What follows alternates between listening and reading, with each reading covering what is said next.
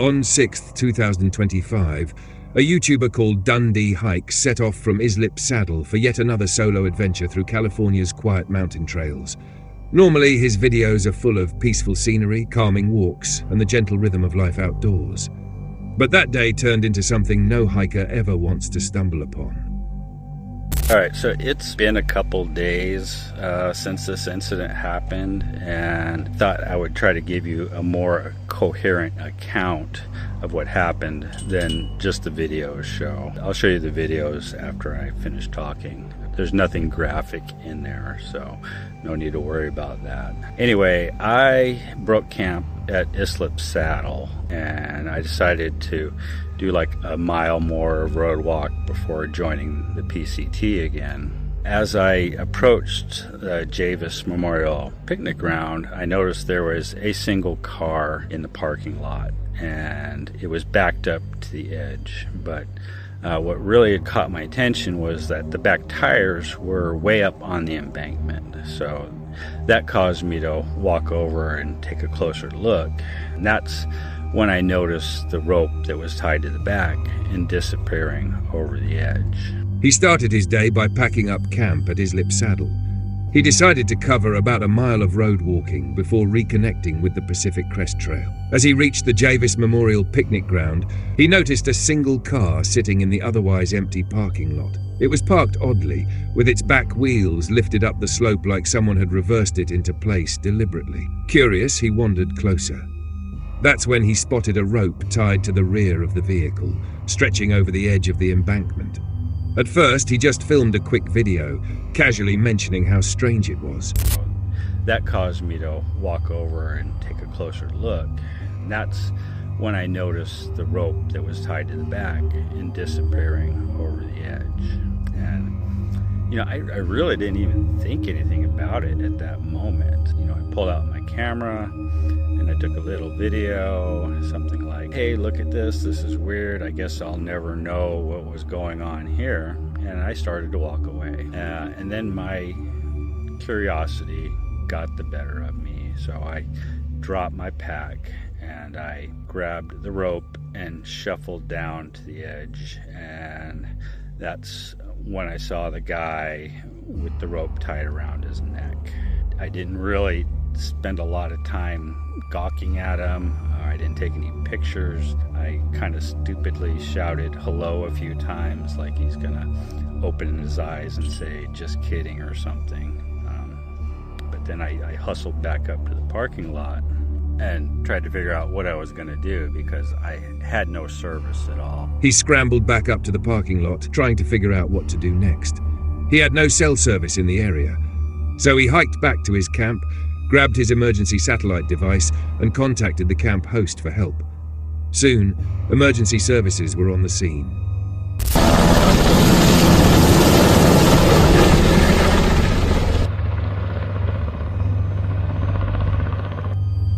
Well, all the rest of them got on scene here. I gave my statement to the sheriff, and they said they don't need anything else from me, so I'm moving on. And they asked me not to leave, so okay. So apparently they want me to wait until homicide gets here and make sure it wasn't a murder. I got an update from the sheriff, and he basically said that fire and rescue showed up, said yeah, he's dead, and left.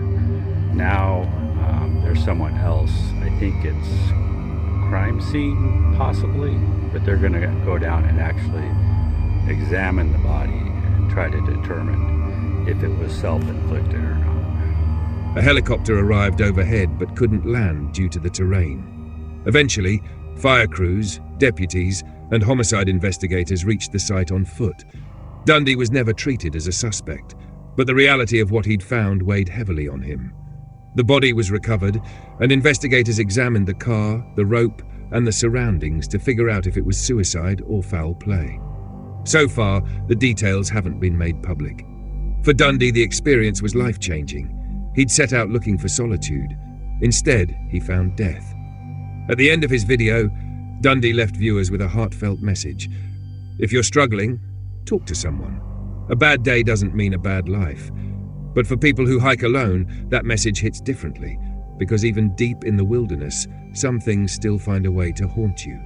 The forests around Dudley Town, Connecticut have always carried eerie stories. Locals whisper about settlers disappearing, mysterious deaths, and ghostly figures moving through the trees. But one video, filmed on June 17, 2006, pushed the legend into chilling reality. A small house stood on Chase Avenue, close to the infamous woods. The family living there had become more and more uneasy, claiming they'd seen a shadowy figure drifting through the trees behind their property.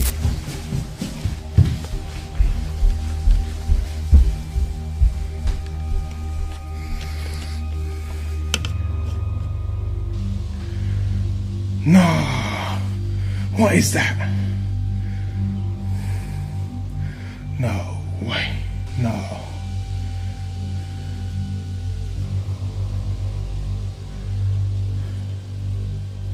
What the fuck is that? Yeah, it's me. I've just seen that thing. I've actually got it on camera.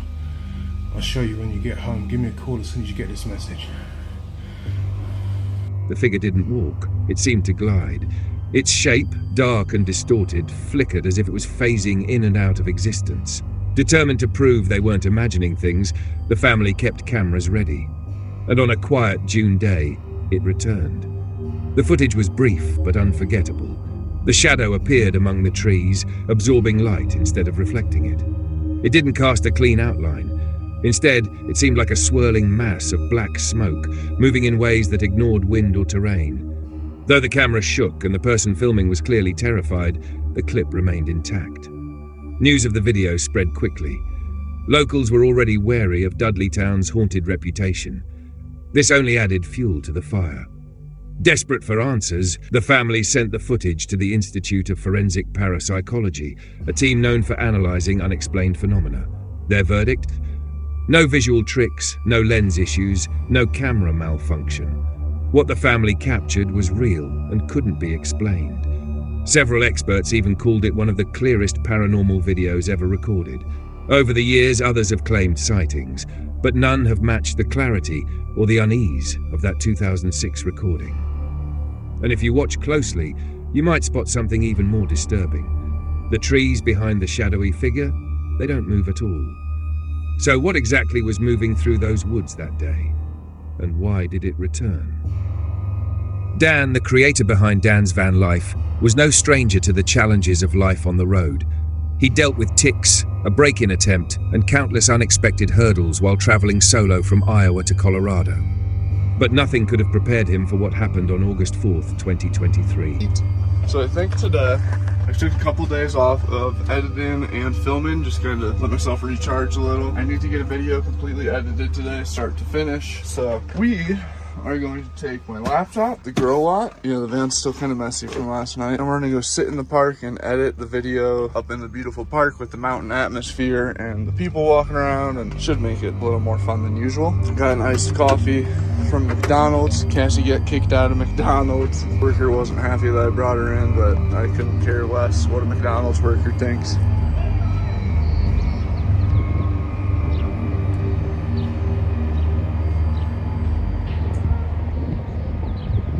He planned to edit an entire video start to finish, so he headed to a park, laptop in hand, to work amidst fresh air and mountain views. His dog Cassie relaxed nearby, and Dan enjoyed an iced coffee. Decided we're gonna do a little after dinner walk, take a walk up this road, see if maybe there's a better viewpoint of the mountain behind me, and just check it out. Kind of cool right off the bat. It's like horse poop. There's either a moose or a horse right outside of the van right now. And he just made a scary noise.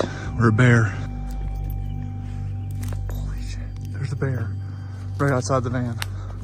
Hey, bear. He's huge. He's huge. If I wouldn't have said something, he was gonna go in the van. If I wouldn't have hollered, hey, bear, he was about to walk his way right into the van. Stay.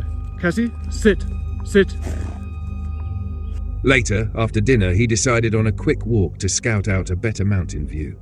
Almost immediately, he spotted horse droppings. What are the odds of that the second I walk away? What are the odds that the second I walk away from a bear just comes strolling in? What are the odds, dude? I could have stepped out the door right into his face. I could have went eye to eye with that thing. I heard a weird snort noise when I was walking up the trail and looked back, and I could see him through the trees, like looking inward. If I let go, she would chase him all the way down. He was pretty scared of us though, that's good. I didn't get the greatest video of him by the van because I was preparing until I realized that he was looking pretty docile, so I put away the other thing and aimed the camera at him, and glad that I got some of it on footage. Oh, he was huge, man. All right, Cassie, you know what? That's actually, we're not about to walk in the forest. You know, I came out here at this time of night thinking it is the time of night you might see an animal. I'm glad all I had to do was holler at him. Dude, like that was like destiny. I would have walked, if that bear would have been 1 minute behind schedule, me and Cassie would have been up the road far enough to where I wouldn't have saw him or heard him. And I could have came back to the van like totaled from a bear track. Dan didn't get the best footage of the bear. He'd been more focused on keeping Cassie safe than pointing the camera. But what he did record was enough to show how quickly a peaceful day can flip into a dangerous encounter. The lesson was clear. Always shut your van door, keep pets on a leash, and remember, when you're deep in nature, you're not the only one out there. In June 2025, a solo traveler who goes by Tiny Nomad was deep into a road trip across the United States, heading toward Alaska in her trusty 4Runner. But car troubles forced her off the highway in rural Washington. Stuck waiting for a replacement part that never seemed to arrive, she rented a small, secluded cabin surrounded by mossy trees and misty trails. It felt like a fairy tale, until night fell. Well, I've been laying in bed reading for like half an hour, and I just heard this like loud knock. It came from the back of my cabin, and it scared me to the point I immediately jumped up and started looking all around the windows to see if I could like see an animal. I was like looking for maybe a bear, because there is bear around here, but I couldn't see anything. I mean, I can only see out the front of my cabin, but I'm just feeling like weird and like on edge now, especially since to get to like the kitchen in my car, I have to like, it's like a trek. I mean, when I say a trek, it's about a 5-minute walk outside my cabin, but I have to completely walk through the woods. Like I can't see my vehicle from here. Oh God. On her first night there, she curled up in bed to read. After about half an hour, a loud knock boomed from the back of the cabin. Heart racing, she jumped up and peered out the windows, scanning the darkness for signs of a bear or other animal. But nothing moved. What made it even creepier was knowing that her car was parked 5 minutes away through the woods. No streetlights, no neighbors, and no clear line of sight from the cabin. On top of that, she'd noticed a strange detail as soon as she arrived. I mean, I don't know. The camera definitely looks like it hasn't been used in a very long time, but it's like, why wouldn't they just take it off? Why is it there? It just adds to the creepiness of this place, in my opinion. I don't like it. I also just discovered there's a shower here. So I was like, why do they have these towels right here? Like shower towels? And then when I walked outside, they have an outdoor shower that's completely open. Right there. But, I mean, it's completely open. Nothing covering you. An old security camera mounted above the porch. The welcome booklet claimed it was inactive, but its presence unsettled her. There was also an outdoor shower built right next to the cabin's porch. It had no curtain, no wall, just open space, exposed to anyone who might be watching from the trees. She never saw anyone lurking outside. No footsteps, no visible intruder. But the knock, the camera, and the cabin's open layout were enough to leave her on edge. Was it a nosy neighbor, a stranger wandering through, or just paranoia fueled by isolation? She made it through her stay, but the tension never faded. No one ever figured out what caused the knock, and she never used the outdoor shower. On June 1st, 2021, the crew from Paranormal Discovery headed deep into Nova Scotia's remote Tangier wildlands, a place rumored to be home to Bigfoot sightings for over a century. Their goal was to venture farther into the wilderness than ever before, hoping to capture something unexplained. On the Bigfoot mapping project, there was actually, I think, in the early 1900s, but then again, someone else said it was like pretty recent, the last 5 years. But the map had a Sasquatch encounter here. Someone actually encountered one, marked it down. So we went hunting for that in the wintertime. But right now, we're coming back again so we can actually set up camp and look for one, or it, or whatever. Really sick. We got the tarp up, didn't film it because it was actually kind of coming down for a bit. Yeah, we wanted to just get it up so we can just have something we can be under at this point in time. So now that everything is good to go, I think the camping night starts. We're gonna get everything, the table, the cookers, I don't know about a bonfire, maybe. But for right now, we got the cookers. We're gonna make some food. Kiki, Alika, good girl.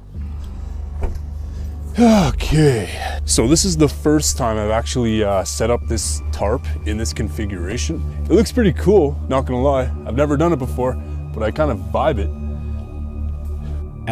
They'd previously mapped a Sasquatch encounter on an old chart.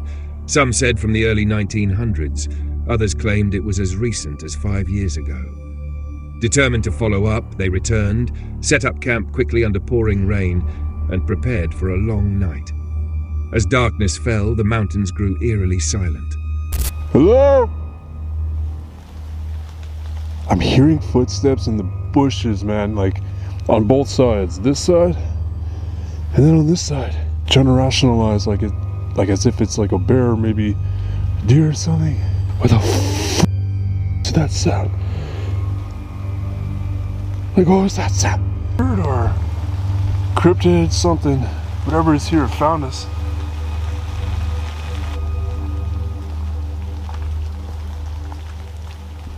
Are you a Bigfoot? Oh my God. I actually can't even breathe right now. Oh shit.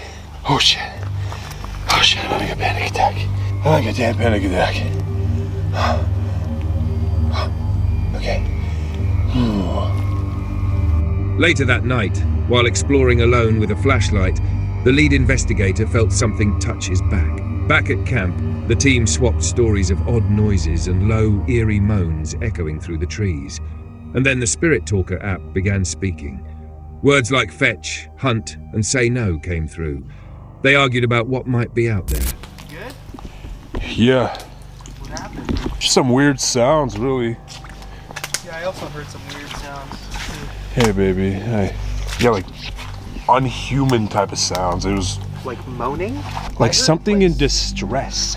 Oh, like I heard some really weird like moaning Oh.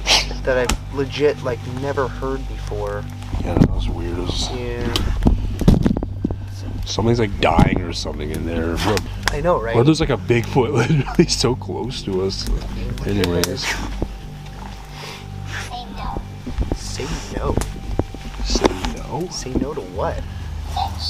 Fetch. It literally just said fetch. Okay, wait. I swear I just heard like something just got thrown. It just said hunt. Yeah. Are we being hunted by something? Eventually, exhausted and unnerved, they packed up and left early. Though they captured no clear sighting of Bigfoot, the moans, the strange touches, and the cryptic words they recorded were very real. Not long ago, the team behind Haunted Finders, David, Tom, and Kev, returned to an abandoned church deep in the woods. The place had a dark reputation and had already produced paranormal activity during the day. Viewers demanded they go back at night. We knew that. That's dog. That's dog. Dog dad. Dog dad. Dog dad. Dog dad. Dog dad. Oh god. Bloody hell. It looks good, isn't it? What the flip was that? What is it? No, someone was... Hey, 1 minute. Someone was just standing up there. Someone was just standing up. Someone was standing up there. I turned around as I was laughing, and someone was stood. There's a tree there, look. Do you know the tree that sort of goes up at an angle? Someone was flipping stood next to that. It was a full, like, almost like a silhouette of someone. I saw the legs and the bottom half of the body. Then, as I like doubled back, it wasn't there. Before they even finished setting up, Tom spotted a full silhouette of a person standing by a tree outside. He saw legs, the lower half of a body, but when he looked back, it had vanished. Using my voice. Using my voice. That's obviously what we've been hearing. Okay, so it's you. Are you the one crying? Are you the one crying? Was that you? Was that you? Who the was that? There's someone outside the church. There's someone outside the church. I'm telling you right now, quick, get outside. Please tell me one of you heard that. Oh my God. I've got full goosebumps all over my body.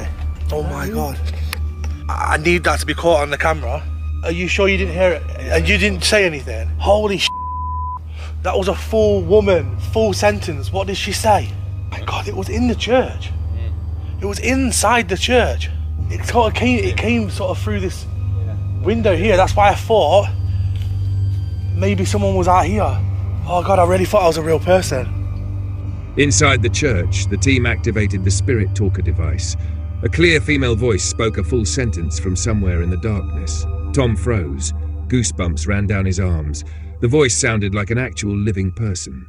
They pleaded for more answers. Whoever just tried to talk to us, we heard you. We heard you hissing and shouting whatever it was you tried to say. Please come and tell us who you are. Please come and tell us who you are. What on earth? We heard you. Is there somebody here that doesn't like us? We can pick it out. We can pick it out. Let it go. Let it go. It's definitely talking to the star.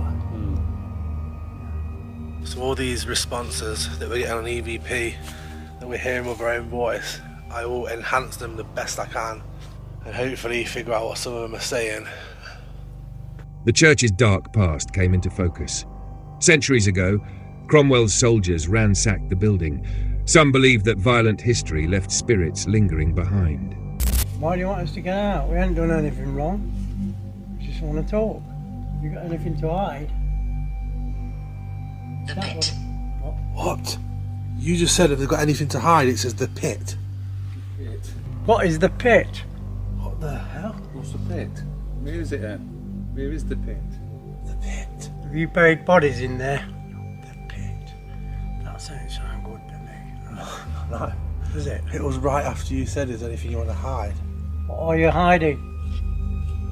Tell us. We know you're out there watching us. Throughout the night, the team captured disembodied voices, footsteps, and words like "get out." But one word haunted them the most: the pit. They speculated about what it meant. So, I thought we'd do the outro here because by the time we get up there, we're going to be absolutely knackered. But it's been a crazy night. Literally, I just thought I heard something again. Yeah, they're happy. We've been having stuff literally non-stop all night from the moment we walked in here. I don't think there's a spirit here that I think doesn't like us being here and is hiding something. I don't know what it is, but in the background I can see his face on the screen.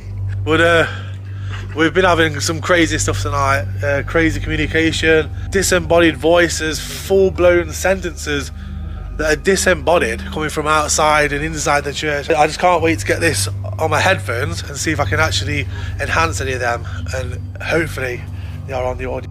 They speculated about what it meant. Could it be a hidden grave? A secret buried on the grounds? As they wrapped up the investigation, they agreed on one thing: something intelligent was there. And whatever it was, it didn't want them to find the pit. If you enjoyed these stories and want to explore more of the strange, the unexplained, and the downright terrifying, hit that like button, subscribe, and turn on the bell so you never miss a new video. And remember, whether you're out on a lonely trail, deep in the woods, or just relaxing at home, sometimes the scariest things are the ones we can't explain. Thanks for watching. Stay safe out there.